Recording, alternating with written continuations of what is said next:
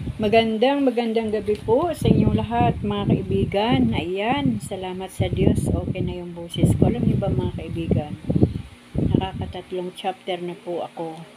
Bigla po akong inihit ng ubo nang wala pong dahilan dahil hindi naman po talaga ako inuubo. At nangyayari po ito tuwing magbabasa ako ng salita ng Diyos. Talagang ang demonyo ay gusto pong hadlangan yung aking pagbabasa ng salita ng Diyos dito po sa aking YouTube channel. Kahit maghapon po akong magsalita, magipagkwentuhan, wala pong ubo.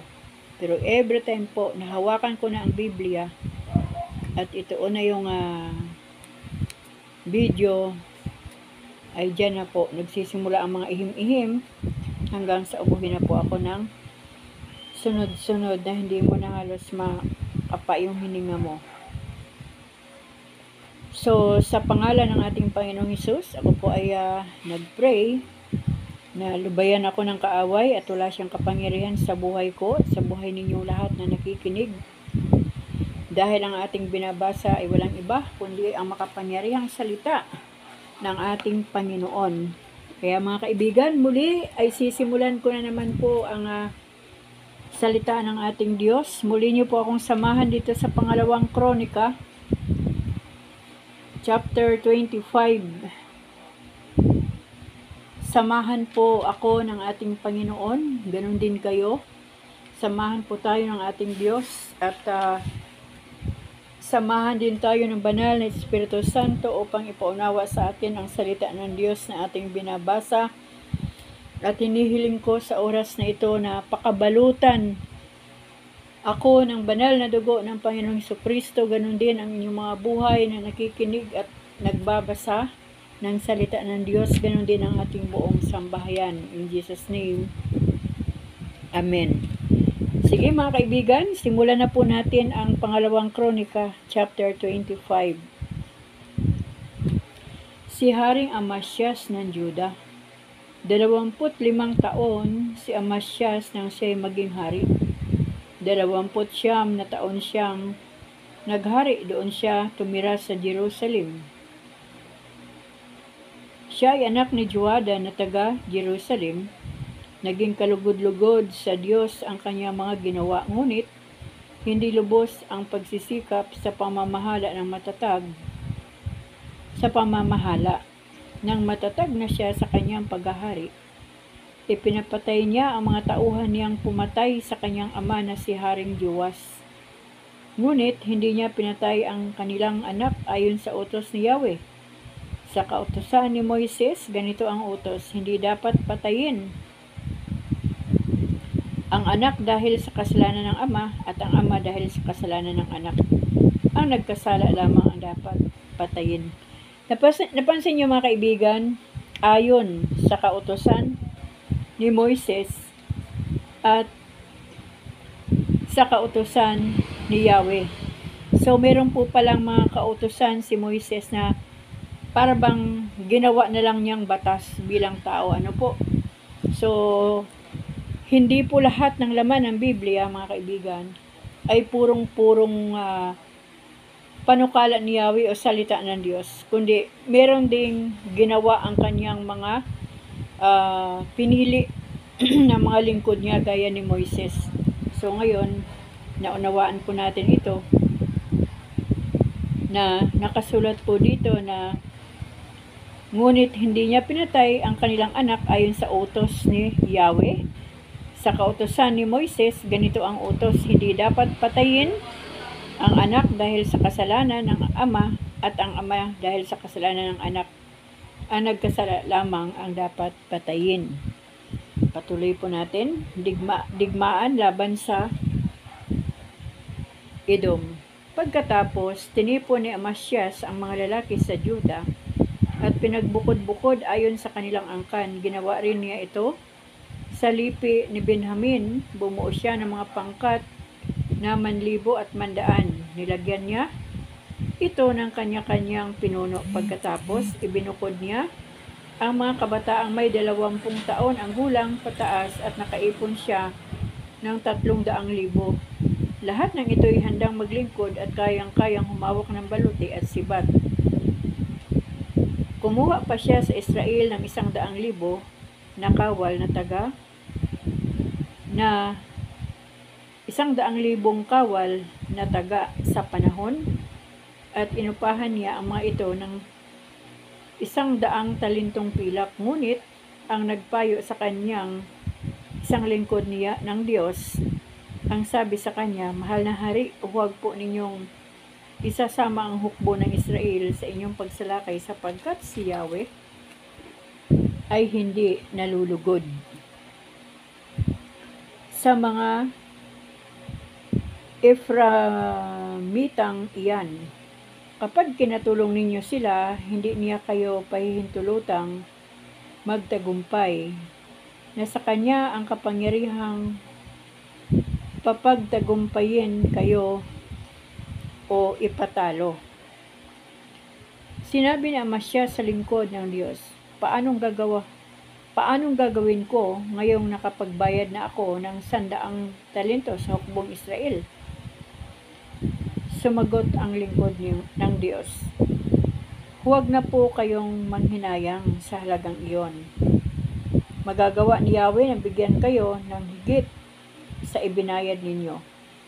Sa gayoy, pinauwi na ni Amasyas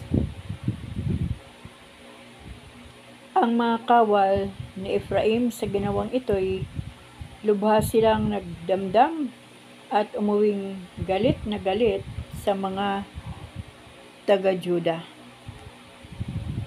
Lumakas ang loob ni Amasyas at sumalakay sila sa lambak ng asin, at may 10,000 mga kawal ng Sir ang kanilang napatay. Ang 10,000 pa na kanilang nabihag ay pinaakyat nila sa dalisdis at pinatalon.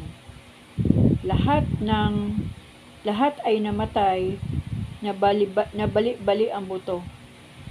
Ang mga kawal naman ng Israel na pinauwi ni Amasyas ay sumalakay sa Juda mula sa Samaria hanggang Bet-horon. Pinagpapatay nila ang 3,000 mamamayan doon at nag-uwi pa ng maraming samsam. Pagkatapos nilang malupig ang mga Edomita, kinuha ni Amasyas ang mga Diyos-Diyosan at dinala sa Jerusalem. Ito ang kinilala niyang Diyos, sinamba at hinandugan ng mga handog na susunugin. Sa galit ni Yahweh, sinugo niya ang isang propeta at sinabi kay Amasyas, "Bakit ka naniwala sa mga Diyos-Diyosan ng mga taong iyong sinakop? Sila ba'y naipagtanggol ng mga Diyos-Diyosang iyon?" Nagsasalita pa ito'y sinabi sa kanya ng hari, "Ginawa ba kitang tagapayo? Tumigil ka kung di mo gustong mapahamak." Tumahimik nga ang propeta pagkatapos sabihin ng ganito, "Alam kong parurusahan." Sandali po ha. "Alam kong parurusahan ka ng Diyos sa ginawa mo at sa di pakikinig sa akin, in Jesus' name." Alam niyo mga kaibigan, grabe ang distraction kung nakikita niyo lang ako sa oras na to. Meron pong gumagalaw ng aking cellphone. May nakapatong na pong bato yan, in Jesus' name, para hindi po siya magalaw. Tanging yung mga halaman lang po ang kayang paggalawin ng hangin. Malayo po yan sa cellphone ko. Pero ang aking cellphone ay gumagalaw. Tapos, habang nakatingin po ako sa Biblia, ay napapansin ko sa gilid ng aking mata na parang may mga umiikot pong mga itim dito po sa shadow ng dito sa salamin ng aking cellphone. In Jesus' name, in Jesus' name. Tayo po ay nasa 80 days na sa pagbabasa ng salita ng Diyos dito po sa aking YouTube channel, at in Jesus' name, galit na rin po ang Diablo, dahil kahit ano po ang sitwasyon ng aking buhay, ng aking sarili, ay sinisikap ko po talagang pagbasa ng salita ng Diyos. Kaya sa oras na ito, anumang gawa, banta, plano at panggugulo ng kaaway, spirit of destruction, ay pinapalayas ko ito sa pangalan ni Jesus, na ating Diyos, na ating Panginoon at ating tagapagligtas. At hindi po tayo pwedeng hadlangan ng gawa ng kaaway sa oras na ito. At pinapabalutan ko po ng banal na dugo ng Panginoong Hesus ang ating ginagawa na pagbabasa ng salita ng ating Diyos. Kaya mga kaibigan, tuloy po natin. Kung nakikita nyo lang po ang nangyayari dito sa aking cellphone, tatawa na lang po talaga kayo. Tuloy po natin sa verse 17. Pangalawang Kronika, chapter 25, verse 17. Ang title po nito ay Digmaan laban sa Israel. Si Amasyas ay tumawag ng pulong. Pagkatapos, nagpadala siya ng mga sugo kay Joas na anak ni Joakas at apo ni Jeho. Sila'y nag-usap. Ang sabi ni Joas ay ito: ang dawag sa Libano ay nagpasugo sa sidro ng Libano upang sabihin ang anak mong dalaga ipakasal mo sa aking anak. Ngunit may dumaang mabangis na hayop mula sa Libano at giniik ang dawag.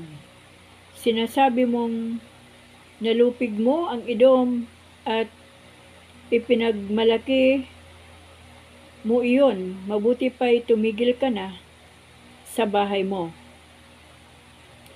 Kung naghahanap ka ng kapahamakan, huwag mo nang idiramay pa ang Juda. Mga kaibigan, ang ating pong electric fan ay malayo. Naka-steady lang po yan. At wala pong hangin dito sa aking area. Verse 20. Ngunit hindi siya pinansin ni Amasyas, pagkat ito ang kalooban ng Diyos, upang mahulog sa kamay ni Joas ang Juda bilang parusa sa kanilang pananalig sa mga Diyos ng Edom. Lumabas ang dalawang hari at ang kanilang hukboy nagsagupa sa Bet-Semes na sakop ng Juda. Nalupig ng Israel ang Juda at ang mga kawal nito'y tumakas na pauwi.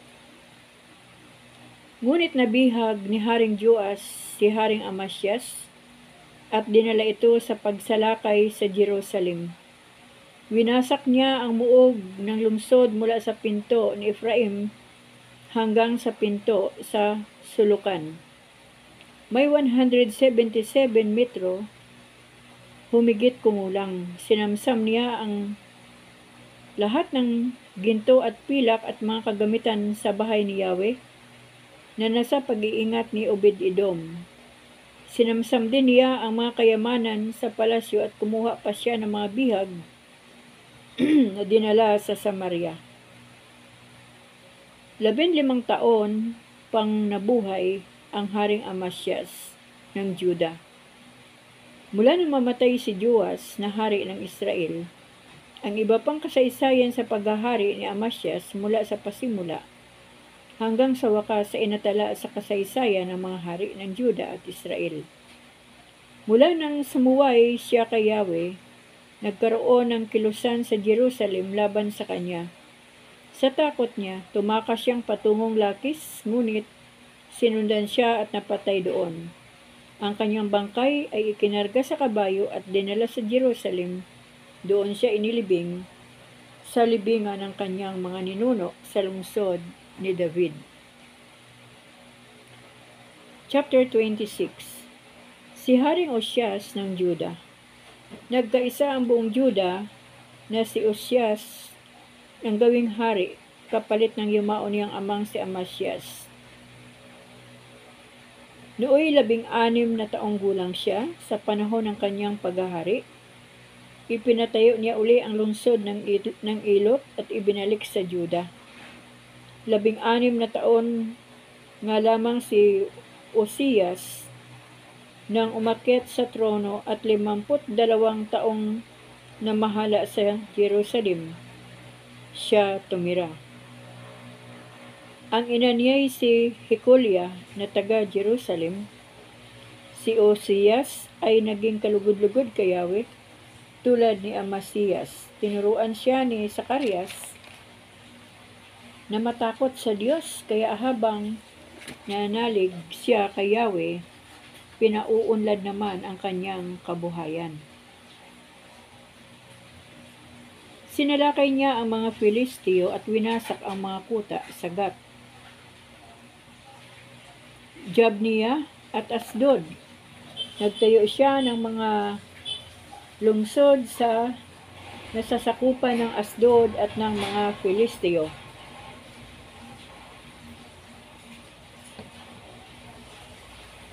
Tinulungan siya ng Diyos laban sa mga Filisteo at mga Arabi na namamayan sa Gurbaal at laban sa mga Meyonita. Nagbabayad sa kanya ng buwis ang mga Amonita at nabantog siya hanggang sa Ehipto dahil sa kanyang kapangyarihan. Nagtayo rin siya ng mga kuta sa Jerusalem, isa sa may pinto sa sulok, isa sa pintuan ng lambak, at isa sa pinagkurusan ng Sion at ng Ophel. Nagpagawa rin siya ng mga bantayan sa ilang at nagpahukay ng maraming mga balon para sa kanyang mga kawan sa Sifela. At sa kapatagan, palibhas ay matuwain siya sa bukid, kumuha siya ng mga magsasaka sa kanyang bukirin at mga tagapag-alaga ng ubasan sa kapatagan at kataasan.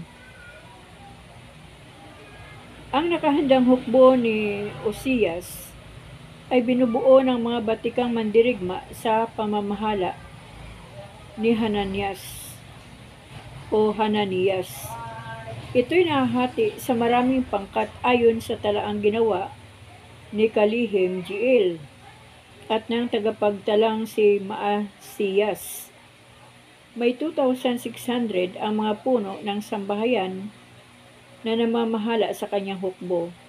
Ito'y binubuo ng may 317 kawal, magigiting na mandirigmang laging handang lumaban at magtanggol sa hari. Silang lahat ay binigyan ni Osias ng iba't ibang sandata tulad ng baluti, sibat, helmet, pana at tirador. Sa mga tore at mga panulukan ng Jerusalem, naglagay siya ng mga kasangkapang likha ng mga dalubhasa para ipanghagis ng sibat at malalaking bato dahil sa taglay niyang katalinuhan.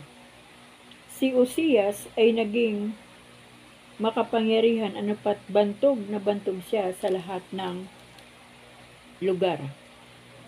Pinarusahan si Osias dahil sa kapalaluan.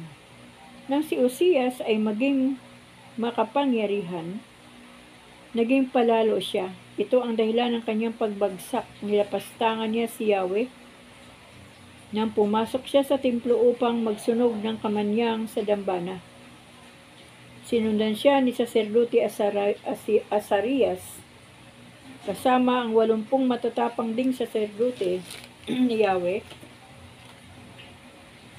Nang makita siya ay sinabi nila, Osias, hindi ka karapat-dapat magsunog ng kamanyang para kay Yahweh. Tungkulin lamang iyan ng mga saserdote ng mga anak ni Aaron na itinalaga sa gayong gawain. Utang na loob, lumabas na kayo. Nagkakasala kayo sa ginagawa ninyong iyan. Hindi kalulugdan ni Yahweh ang ginagawa ninyo. Ang Haring Osias ay nagalit sa mga saserdote sapagkat hawak na niya noon ang insensaryo. Ngunit, nang sandaling iyon ay nagkaroon siya ng ketong sa noo. Nang makita ni Asarias at ng mga saserdote ang nangyari kay Osias, pinalabas nila ito agad. Hindi naman ito tumutol sapagkat naramdaman niyang siya ay pinarurusahan ni Yahweh. Hindi na gumaling ang ketong ni Haring Osias hanggang sa siya ay mamatay. Ibinukod siya ng tahanan, inalisan ang lahat ng katungkulan, at pinagbawalang pumasok sa bahay ni Yahweh. Ang anak niyang si Joatam ang namahala sa palasyo at sa buong lupain. Ang iba pang mga ginawa ni Uzzias mula sa simula hanggang katapusan ay isinatitik ni Isaias na anak ni Amos. Nang siya'y mamatay, hindi siya inilibing sa libingan ng mga hari, kundi sa ibang libingan sapagkat siya'y kitungin. Si Joatam na anak niya ang pumalit nga sa kanya. Chapter 27. Si Haring Joatam ng Juda. Si Joatam ay 25 taon nang maging hari. 16 na taon siyang nanungkulan sa Jerusalem, siya nanirahan. Siya'y anak ni Herusa na anak ni Saduk. Ang mga ginawa niya ay naging kalugod-lugod sa paningin ni Yahweh. Tulad ng kanyang amang si Uzzias, bagaman hindi siya pumapasok sa templo ni Yahweh. Ngunit patuloy ang masasamang pamumuhay ng mga tao. Ipinagawa niya ang itaas na pintuan ng templo at pinagbuti ang muog sa Ophel. Nagtayo siya ng mga lungsod sa kataasan ng Juda. Gumawa rin siya ng mga kuta at bantayan sa kakahuyan. Nakipaglaban siya sa hari ng mga Amonita at nagtagumpay naman. Nang taong iyon ay nagbayad sa kanya ang mga Amonita ng tig-100 talentong pilak, 100 kabang trigo at 1 talentong pilak, 100,000 kabang trigo at 100,000 kabang sibada. Gayon din ang ibinayad sa kanya. Ng 12 at 13 taon, dahil sa kanyang pananatiling tapat kay Yahweh, si Joatam ay naging makapangyarihan. Ang ibang mga ginawa ni Joatam sa panahon ng kanyang pamamahala, lahat niyang pagkikipaglaban sa ginawa sa panahon ng kapayapaan ay nagtala sa kasaysayan ng mga hari ng Israel at Juda. Siya'y 25 taon nga nang maghari at 16 na taon siyang namahala sa Jerusalem. Napatay siya at inilibing sa lungsod ni David ang anak niyang si Akas ang humalili sa kanya. Chapter 28. Si Haring Akas ng Juda. 20 taon naman si Akas nang magsimulang maghari. Ang paghahari niya ay tumagal ng 16 na taon. Sa Jerusalem din siya tumira. Hindi siya tumulad sa kanyang nunong si David, kaya hindi siya naging kalugod-lugod sa paningin ni Yahweh. Ang sinunod niya ay ang gawain ng ibang mga hari ng Israel. Nagpagawa siya ng mga larawang metal ni Baal. Naghahain siya ng mga handog na susunugin sa kapatagan ng Ben-Hinnom. Pati mga anak niyang lalaki inihandog at sinunog bilang pagsunod sa karumaldumal na kaugalian ng mga bansang pinalayas ni Yahweh nang dumating ang Israel. Naghandog siya at nagsunog ng kamanyang sa mga dambana sa burol, sa mga bundok at sa lilim ng mga punong kahoy. Digmaan laban sa Syria at Israel. Napuot sa kanya si Yahweh, ang kanyang Diyos. Kaya ipinalupig siya sa hari ng Syria. Maraming mamayan ng Juda ang binihag nito at dinala sa Damasco. Nilusob din siya ng hari ng Israel at halos nilipol ang kanyang hukbo. Sa loob lamang ng isang araw ay may 120,000 na kawal ng Juda ang napatay ng mga Israelita sa pamumuno ng Haring Pika, anak ni Remalias. Sinabi nila ang gayon sapagkat itinakwil nila si Yahweh, ang Diyos ng kanilang mga ninuno. Pati ang prinsipe Maasiyas, si Asrikam na tagapamahala ng palasyo at si Elkana ng kanang kamay ng hari ay napatay ni Sikri, isang kilabot na mandirigma ng Ephraim. May 200,000 na babae at batang mamayan ng Juda ang nabihag ng mga Israelita at dinala sa Samaria. Marami rin silang nasamsam na kayamanan. Si Propeta Ubid. Si Ubid, isang propeta ni Yahweh, ay nasa Samaria noon. Sinalubong niya ang bumabalik na hukbo at kanyang sinabi, "Nagtagumpay kayo laban sa Juda sapagkat si Yahweh ay galit sa kanila. Ngunit pinuksa ninyo sila sa inyong galit na suko sa langit. Ngayon gusto pa ninyong alipinin maging lalaki o babaeng taga-Juda at Jerusalem? Akala ba ninyo'y wala kayong pananagutan kay Yahweh? Makinig kayo. Pabalikin na ninyo ang dala ninyong bihag sapagkat ginalit ninyo si Yahweh." Nang sandaling yaoy may dumating ding ilang pinuno ng Ephraim, sina Asarias na anak ni Johanan, Berikayas na anak ni Misilimot, Isikayas na anak ni Salyum, at Amasa na anak naman ni Hadlai. Tumutol din sila sa ginawa ng Israel at ang sabi, "Huwag ninyong ipapasok sa ating bansa ang mga bihag na iyan. Lalo tayong magkakasala at ito'y pananagutan natin sa harapan ni Yahweh. Marami na tayong kasalanan at lalong mag-aalab ang galit ng Diyos sa Israel.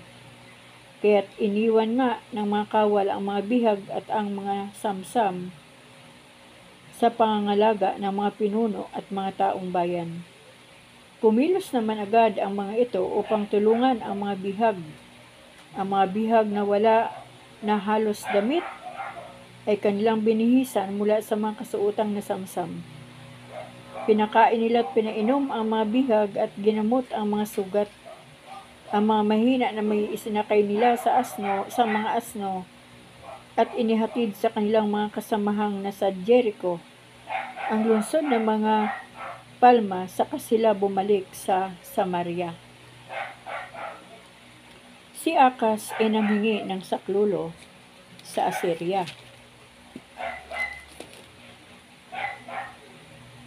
Lugar na ito at sila ang tumira doon, pinarusahan ni Yahweh ang Juda dahilan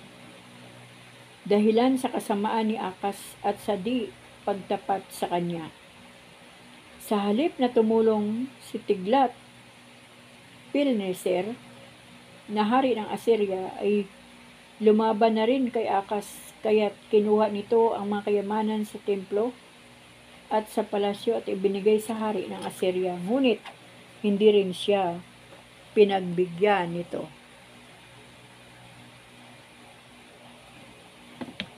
Ang mga kasalanan ni Akas. Lalong nagpakasama si Akas sa panahon ng kanyang kagipitan. Hindi siya nagbago at nagtiwala kay Yahweh. Sa halip, naghandog siya sa mga Diyos-Diyosan sa Damasco. Ang bansang lumupig sa kanya, sinabi ni Akas, "Ang Diyos ng mga hari sa Syria ang tumulong sa kanila, kaya doon ako maghahandog upang ako'y tulungan din." Ngunit lalo siyang napahamak, pati na ang buong Israel. Ang lahat ng kagamitan sa templo ay sinira ni Akas at sinarhan ito. Pagkatapos, gumawa siya ng mga dambana sa lahat ng sulok ng Jerusalem. Gumawa siya sa bawat lungsod ng Juda ng mga burol na sunugan ng kamanyang para sa ibang mga Diyos. Kaya't lalong nagalit sa kanya si Yahweh, ang Diyos ng kanyang mga ninuno. Ang lahat ng nangyari sa pamahala ni Akas at ang kanyang mga ginawa mula sa kapasimula hanggang wakas ay natala sa kasaysayan ng mga hari ng Juda at Israel. Namatay siya at inilibing sa Jerusalem, ngunit hindi sinama sa libingan ng mga hari ng Juda. humalili sa kanyang anak niyang si Ezekias. Chapter 29. Si Haring Ezekias ng Juda ay 25 taon nang maging hari at 29 na taon siyang naghari sa Jerusalem. Siya nanirahan. Ang ina niya ay si Abiya, na anak ni Zacarias. Katulad ng kanyang nunong si David, gumawa siya ng kalugod-lugod sa paningin ni Yahweh. Ipinalinis ang templo. Sa unang buwan pa lamang ng kanyang pamamahala, pinabuksan na niya ang mga pintuan ng templo at ipinaayos ito. Tinipon ang mga saserdote, mga Levita sa patio sa gawing silangan ng templo. Sinabi niya, "Makinig kayo, mga Levita. Italaga ninyo ngayon ang inyong sarili at linisin ninyo ang bahay ni Yahweh. Nagkasala ang ating mga magulang, hindi sila naging tapat kay Yahweh na ating Diyos. Tinalikda nila siya at ang kanyang templo. Ang mga pintuan sa portiko'y ipininid nila. Hindi nila sinindihan ang mga ilawan at hindi na nagsunog ng kamanyang. Hindi na rin sila nagdala ng handog na susunugin sa dambana ni Yahweh. Ang Diyos ng Israel, iyan ang ikinagalit ni Yahweh sa Juda at Jerusalem. At gaya ng inyong nasasaksihan, nakahihiya, nakakapangilabot at kahambal-hambal ang kanilang kinasapitan. Kaya naman, nangasawi sa palihim ang ating mga magulang at ang ating mga anak at asawa ay nabihag ng mga kaaway.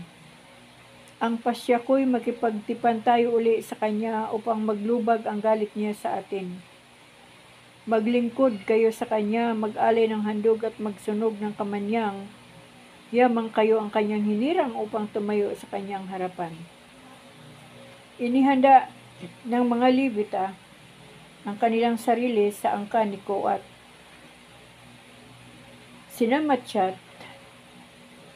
anak ni Amasai, at Joel, anak ni Asarias, sa angkan ni Merari.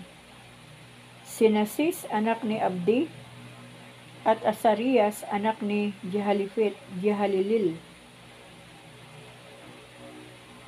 Sa angkan ni Gerson, sina Jowa, anak ni Sima, at Eden, na anak naman ni Jowa.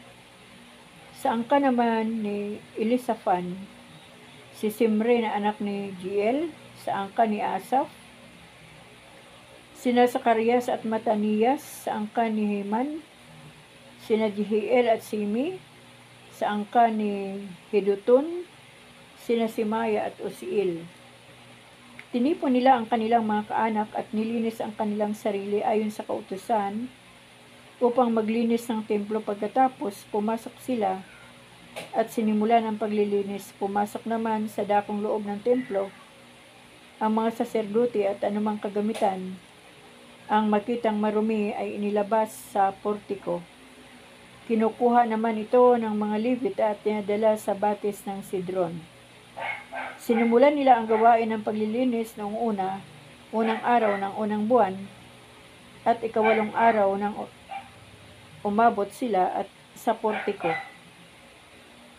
8 araw pa nilang nilinis ang templo ni Yahweh at natapos nila ito sa 16 na araw. Ang muling pagtatalaga sa templo.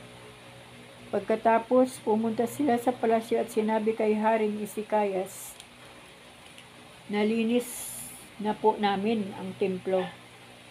Ang dambanang pinagsusunugan ng mga handog at ang lahat ng kagamitan doon.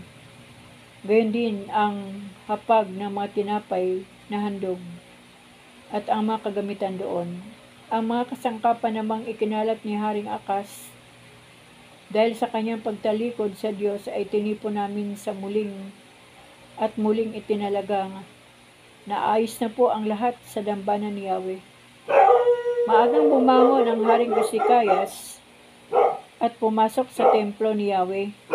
Kasama ang mga pinuno ng lungsod, may dala silang 7 turok, 7 barakong tupa, 7 kordero at 7 barakong kambing. na panghandog para sa kasalanan ng kaharian ng templo at ng Juda. Ang lahat ng ito ay ibinigay sa mga saserdote upang ihandog sa dambana ni Yahweh.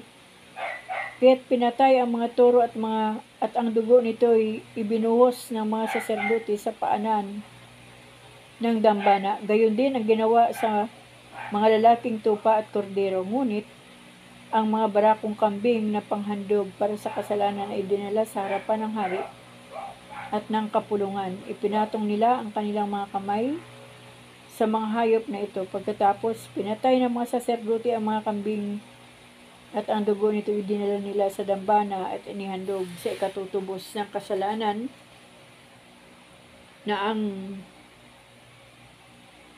ng buong Israel, sapagkat utos ng hari na ang handog na susunugin at ang handog para sa kasalanan ay ihahandog para sa buong Israel. Naglagay din siya ng manunugtog sa templo.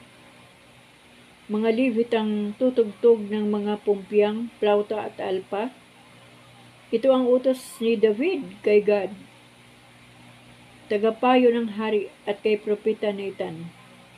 Ayon naman sa tuntunin ni Yahweh na ibinigay sa pamagitan ng mga propeta, ang mga Levita ang may hawak ng mga tugtugin ni David, at mga saserdote naman ang may hawak ng mga trompeta.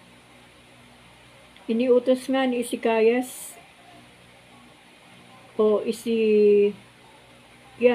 na ihandog sa dambana ang haing susunugin.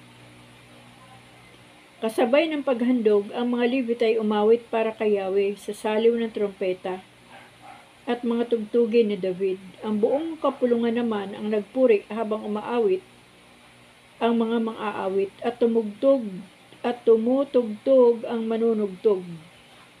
Hindi siya tumigil hanggang hindi natapos ang paghahandog. Pagkatapos, ang hari naman at ang kanyang mga kasama ang nagpatirapa at sumamba. Iniutos ni Ezekias at ng mga pinunong kasama niya sa mga Levita na awitin kay Yahweh ang mga awit at papuring likha ni Haring David at ng tagapayo niyang si Asaph. Buong galak na ginawa nila ito.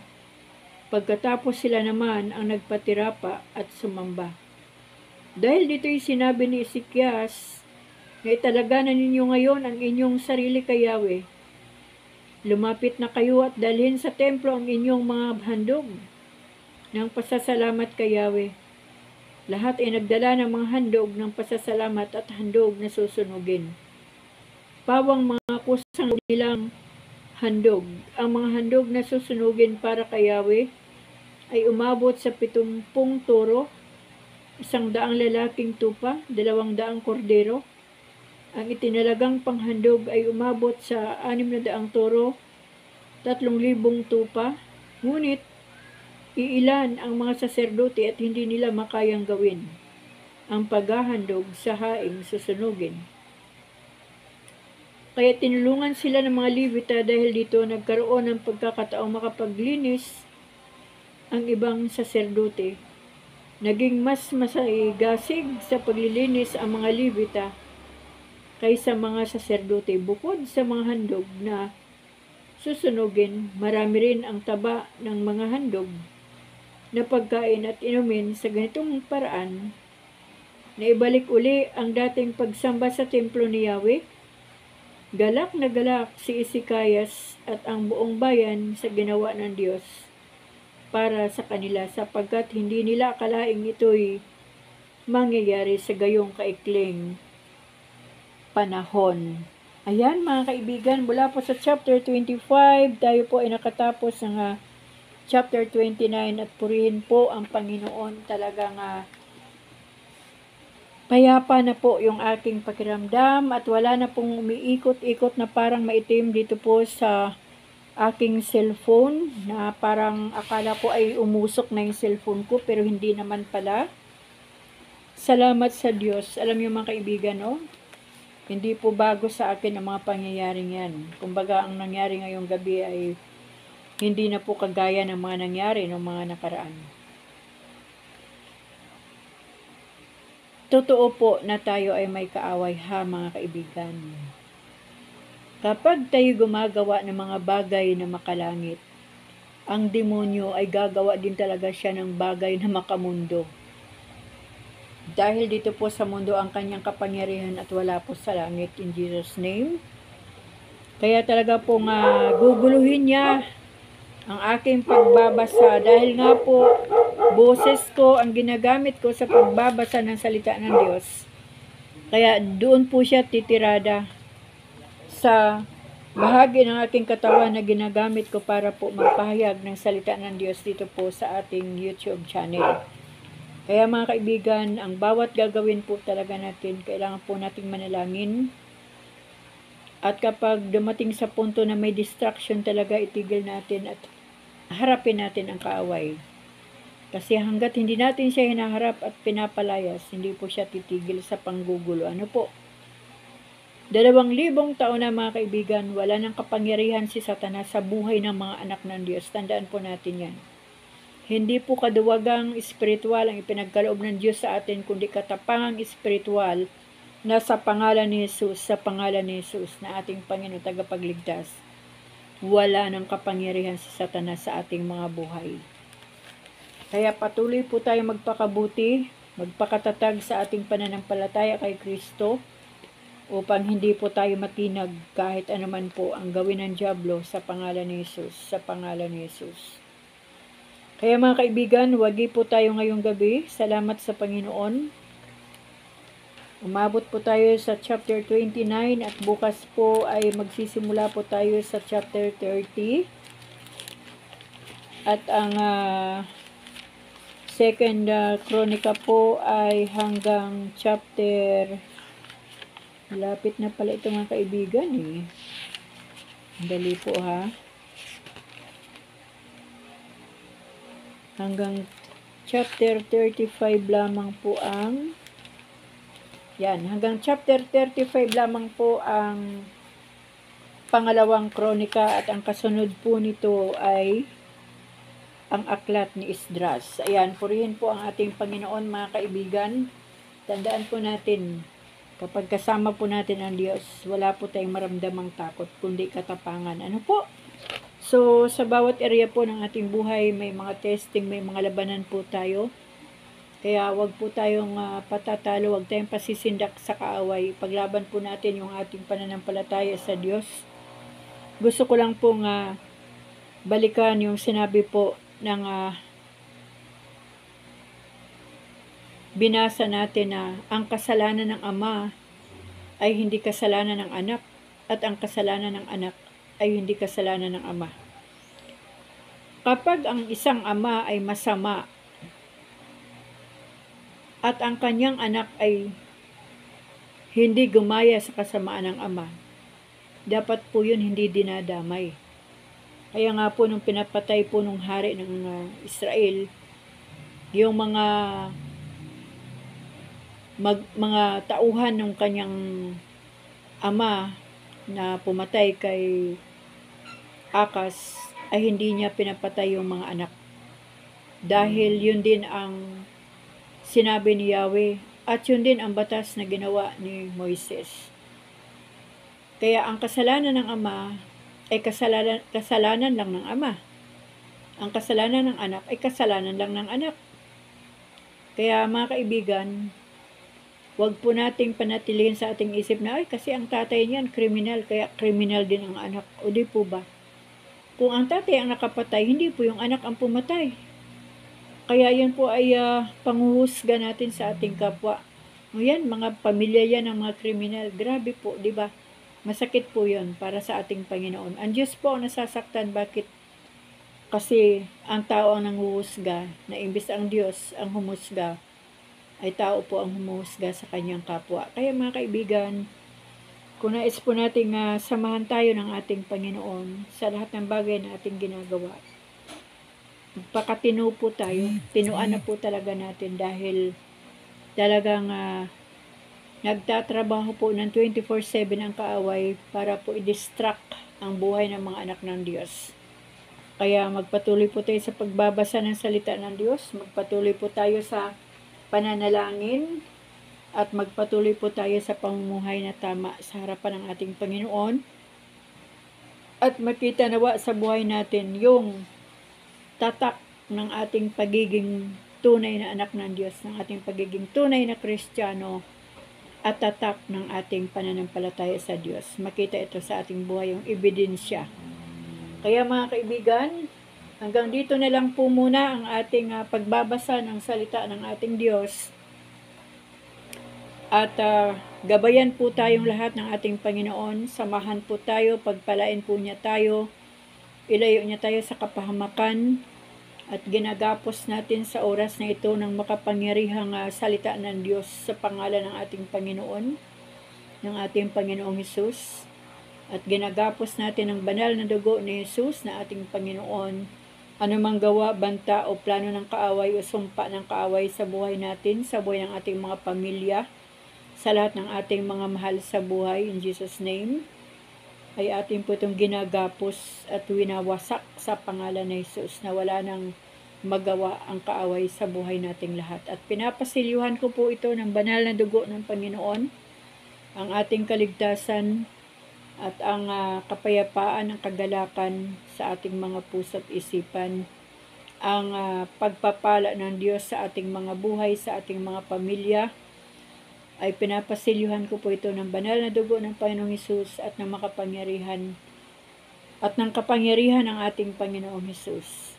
Kaya mga kaibigan, salamat sa Diyos at sa lahat po ng ating ginawa sa gabing ito ay inaalay po natin ito sa Panginoon, at ang lahat ng aking dinalangin ay inihiling ko po ito sa ating Diyos Ama sa pangalan ng ating Panginoong Hesus, at patuloy ko na pong ibinabalik ang lahat ng papuri, ang lahat ng pasasalamat, ang lahat ng karangalan, ang lahat ng kaluwalhatian, kadakilaan, kabanalan, kapangyarihan na tanging sa Diyos lamang, sa pangalan ng ating Panginoong Hesus.